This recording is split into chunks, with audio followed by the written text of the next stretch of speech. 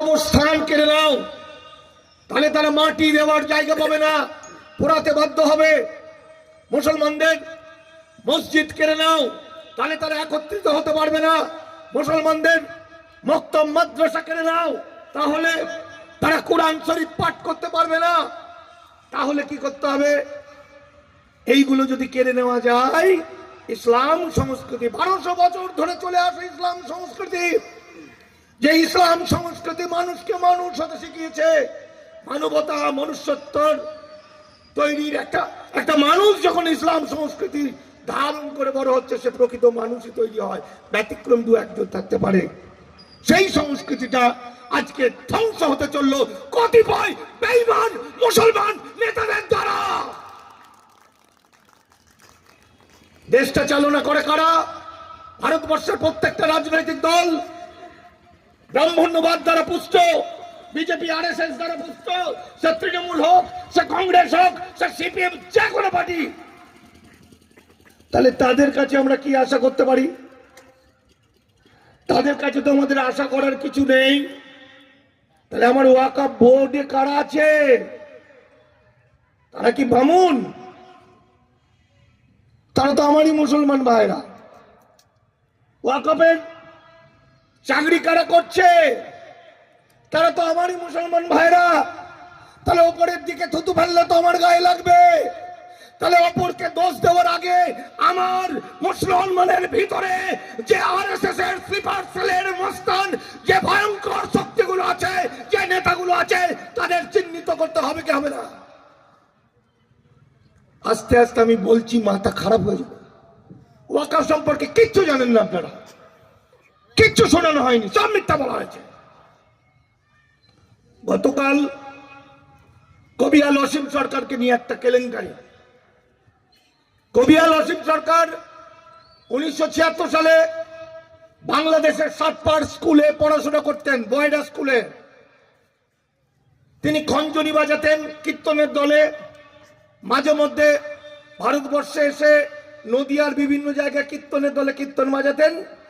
71-এর পরে 76-এর পরে তিনি হেলেঞ্চা বলে একটা জায়গায় এসে বনগাঁর কাছে ভাড়া থাকেন, এবং তার আগে রেল স্টেশনে ঝুপড়ি করে বসবাস করতেন এবং ট্রেনে ভিক্ষা করতেন।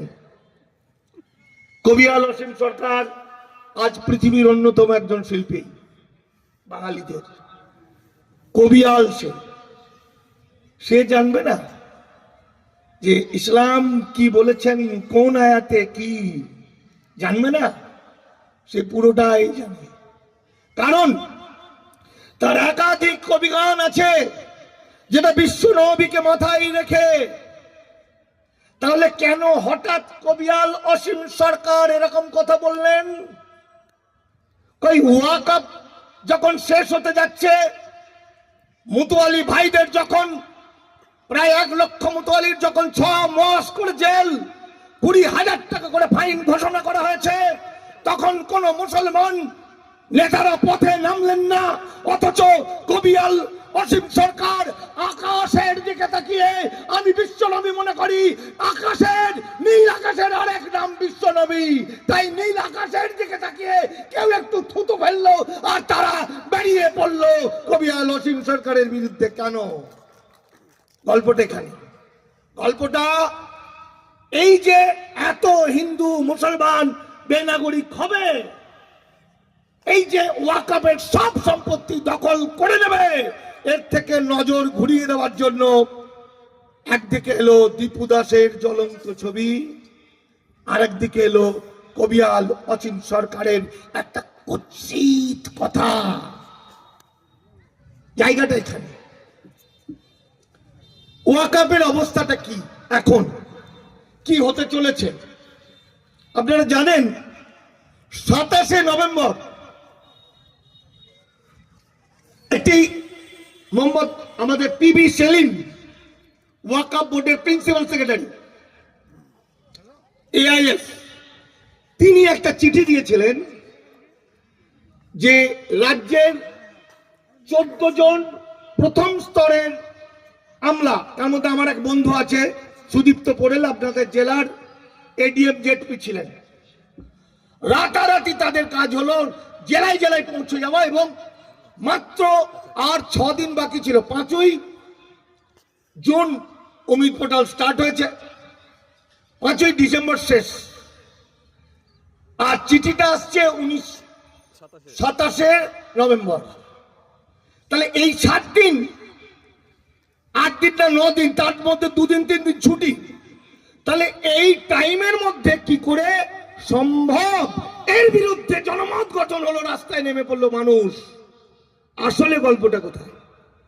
ওই দিন 27শে নভেম্বর সকালবেলায় মুসলিম পার্সোনাল ল বোর্ড শেষ চিঠি দিল যে 5 তারিখের মধ্যে অমিত পোর্টালে আবেদন না করলে কিন্তু আর হবে না। সেই চিঠি আমার কাছে আছে। 5 তারিখের চিঠির প্রেক্ষিতে সেলিমের চিঠি, পিবি সেলিমের মানে রাজ্য সরকারের চিঠি, আর তার আগে মুসলিম পার্সোনাল ল বোর্ড কলকাতায় অন্তত 4 বার মিটিং করেছেন 4 মাসে, যে তাড়াতাড়ি অমিত পোর্টালে করতে হবে, তাড়াতাড়ি অমিত পোর্টালে করতে হবে। যে কথাগুলো আপনাদেরকে বলা হয়নি, আমার কাছে মোবাইলে আছে। 5ই জুন অমিত পোর্টাল স্টার্ট হয়েছে। এক, আন্দোলনের মাধ্যমে আইন পরিবর্তনের চেষ্টা করো, অথবা যে কটা আছে সে কটা বাঁচাও। পশ্চিমবঙ্গে 82,000 রেজিস্টার্ড ওয়াকফ সম্পত্তি, 82,000, আর আনরেজিস্টার্ড প্রায় 80,000, মানে 1.5 লাখ মোট। 1.5 লাখের যদি 1.5 লাখ মুতোয়ালি ভাই হয়, তাহলে 1.5 লাখ মুতোয়ালি ভাই কিন্তু জেলের যাওয়ার অপেক্ষায়। ফলে দেখুন কি কাণ্ড।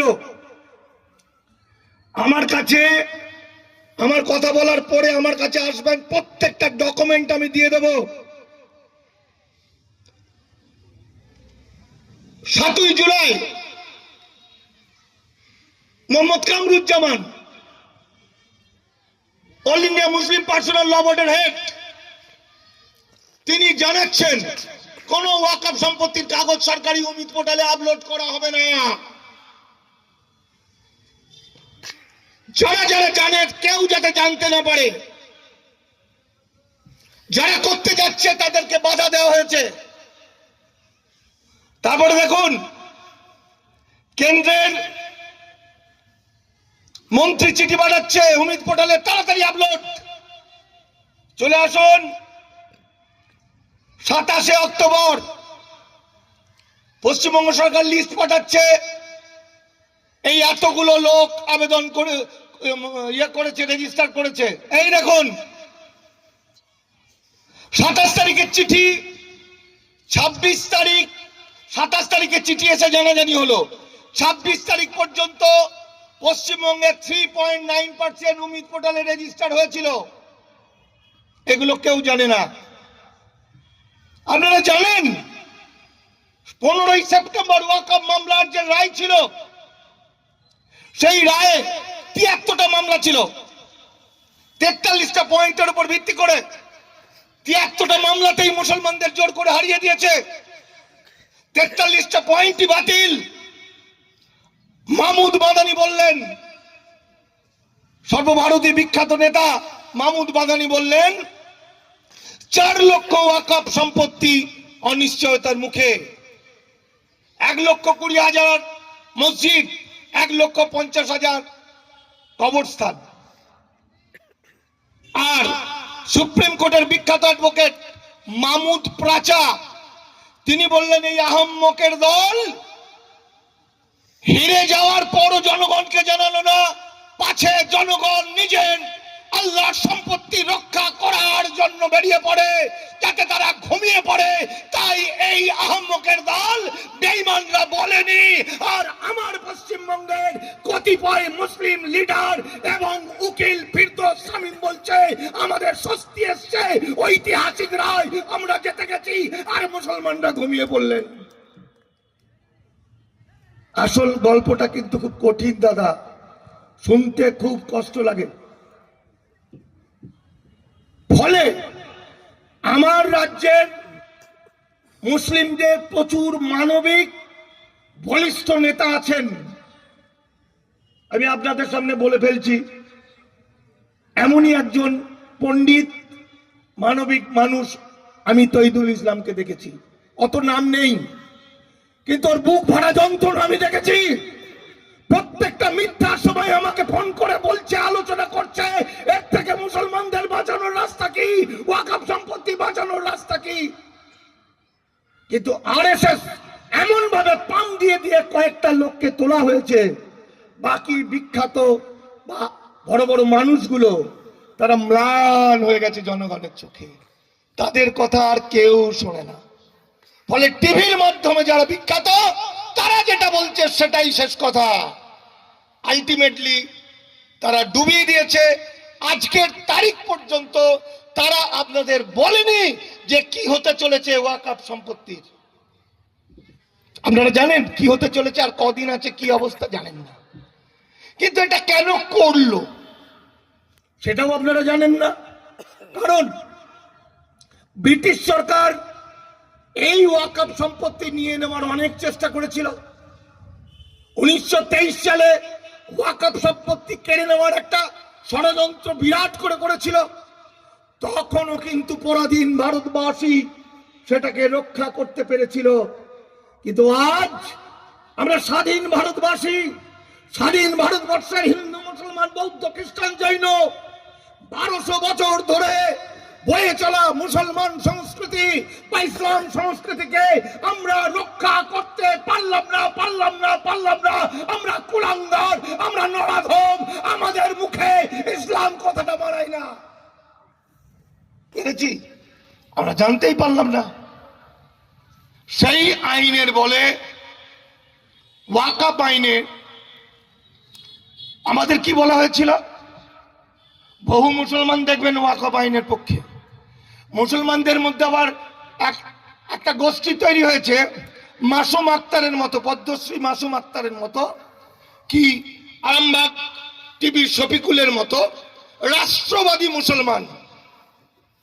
এই রাষ্ট্রবাদী মুসলমানরা ইউসিসির পক্ষে, যেখানে নামাজ আজান যাকাত রোজা করা যাবে না, যার মাধ্যমে বলা হচ্ছে মুসলমানদের মাস্তুতো খুড়তুতো পিস্তুতো ভাই বোনে আর বিয়ে হবে না, সেটাও এই মুসলমানরা মানছে।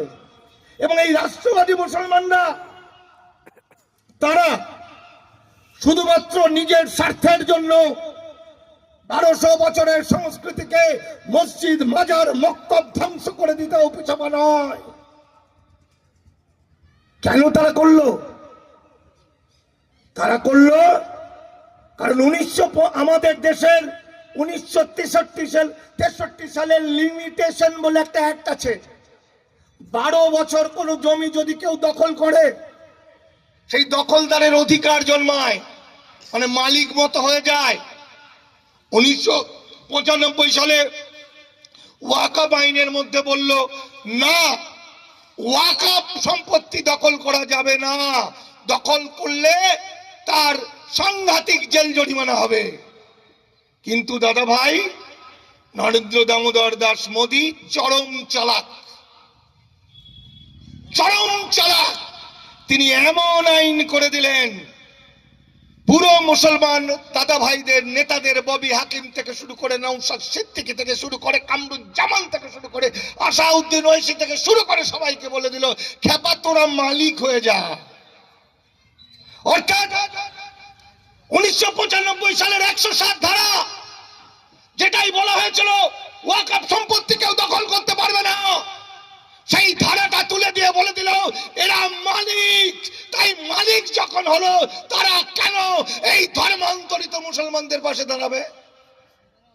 ফলে এরা একত্রিত হয়ে আপনাদের বিরুদ্ধে মিথ্যা কথা বল, আপনাদের ওয়াকফ সম্পর্কে মিথ্যা কথা বললেন। আপনারা বুঝতেই পারলেন না। আর টিভি খুললেই দেখছেন নিজের শত শত লোকের সামনে একদম মোবাইল নিয়ে সব দাঁড়িয়ে আছে, নিজের জ্যাকেটটা খুলে দিয়ে দিচ্ছে একজন নেতা, সঙ্গে সঙ্গে হাততালি দিয়ে উঠছে, সারাদিন টিভিতে বাজাচ্ছে, আপনাদের দৃষ্টিগুলো ঘুরিয়ে দিচ্ছে। আপনাদের দৃষ্টি ঘুরে গেল, ওয়াকফের কাজ হয়ে গেল।